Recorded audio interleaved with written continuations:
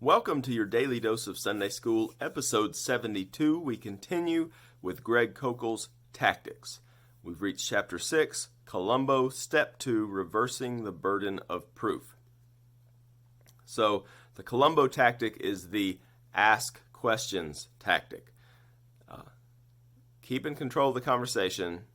Let the unbeliever do some of the work. Get to know what they think by asking questions. The first question we were going to ask is, what do you mean?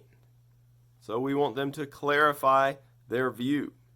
Sometimes they're not even sure what they mean. So why would we do lots of work when they're just kind of throwing out a slogan?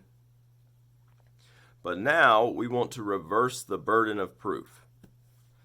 So for some reason, and I think I know why, for some reason, Christian's doing all the work.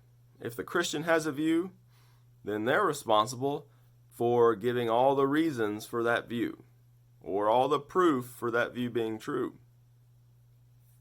If the unbeliever has a view, then the Christian has to give all the proof for their view being untrue. But that really is not fair, and it doesn't have to be that way.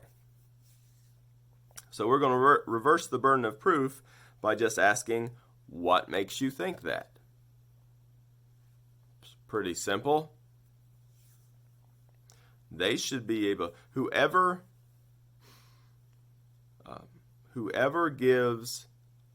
makes a claim is what Kokel said, should be the one who has to defend it, who has to give reasons for it. That's what an argument is. You have reasons for what you believe. Now we know that there is an exception to those things that are foundational views, but I would say even those presuppositions, we can give examples of how they correspond to reality better. But you know that we don't want to be in a position where we're doing all the work. The reason we have to do so much work is because the unbeliever, they're suppressing the truth in unrighteousness. Instead of allowing them to just do that, and then you're just going crazy trying to do all the work in the argument, you should put the burden of proof back on them by asking them the reasons for thinking what they're saying.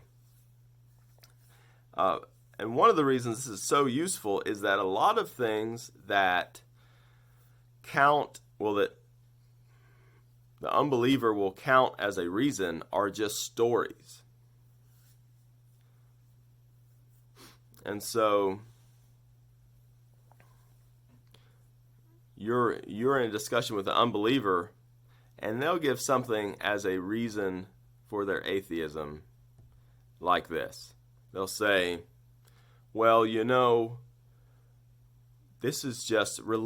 is just projecting our idea of a father into the sky. That's like a Freudian thing, isn't it?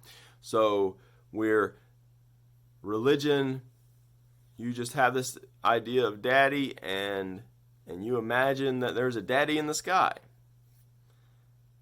And then we feel like we've got to argue against that statement. But all they've done is told a story. So we should say, well, what makes you think that? How do you know that's what religion is? Where did you find that out? And allow them to defend their own views. They say the Bible has been changed so many times.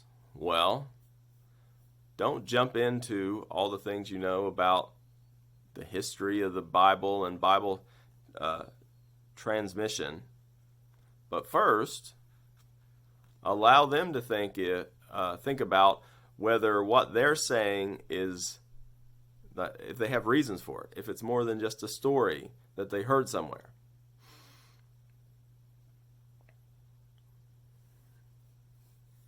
They might say, there's an infinite number of universes, and this is just the one that happens to look created. How do you know that? Well, there so many of these things, they can't possibly know it. They're just giving an alternate story, and that's not the same as giving a reason. So, if they're claiming to be reasonable, then they can't just give a possible explanation or even just a plausible explanation so that it, could be true.